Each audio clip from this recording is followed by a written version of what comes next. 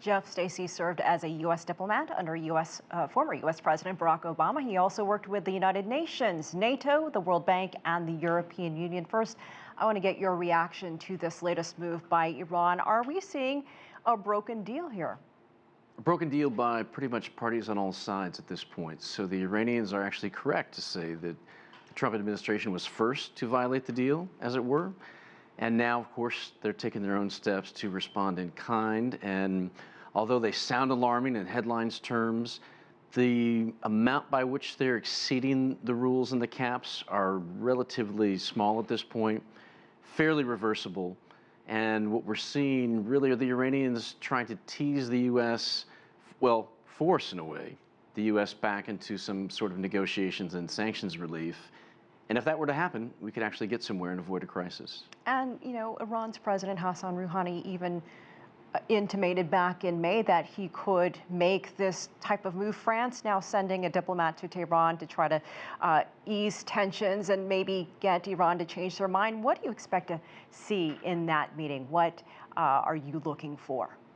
It'd be great if the French could actually be a broker here. If Macron still has some influence in this White House here in Washington, that would be quite welcome. We already saw one of Trump's buddies over in Japan, Prime Minister Abe, went all the way to Tehran, spoke with the supreme leader, and got nowhere.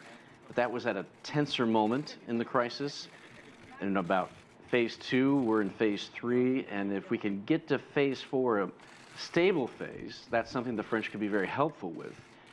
They, the Europeans, the French and their allies in Europe, don't like to see Iran breaking the rules here and want to ease them back in. But for Iran to do that, they need the Europeans to press Washington for some sort of negotiated stabilization, and then they can get to where we need to be and avert a crisis. Otherwise, we're headed right into one. Europe's been put in this position, as well as Russia and China. Can the other signatories have any influence in any way here?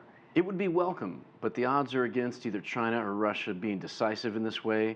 They tend to, these days, act contrary to U.S. and Western interests, and even Iran's on occasion. So if they were to come out of the woods somewhere and put together some sort of back channel that were effective, I think all would welcome it. It's really antiquated, the JCPOA, this deal with their signatures on this years ago when they weren't acting as nefariously as they are now. But if they were to be able to help, it would be welcome. Odds are it will be someone like France who could do this, or possibly the Bahrainis, the Jordanians, the Swiss. They actually have better success in the region than either Russia or China, ironically. Well, what would it take to get the U.S. to sort of rethink where it stands on this? It's been more than a year now since it withdrew from the agreement. The U.S. president sort of issued a warning of sorts the other day. The vice president said, hey, we're not going to ease up on sanctions anytime soon. Right. So is there anything anyone can do to maybe see any movement on this side? It's far simpler than I think most of us tend to realize, because Trump, just like with the trade deal with Mexico and Canada, all he wants is something that doesn't have Barack Obama's name on it, and I'm not really exaggerating by much. If the Iranians could be a little creative, figure out how to add a couple of things, like rein in some of their subsidiaries around the region a bit, we could actually get somewhere really quite quickly. What are the implications now with this latest move, and if things continue to escalate, where do you see this going? Well, that's what we all are trying to avoid, but the Iranians, if nothing else happens, they will break the deal in further ways.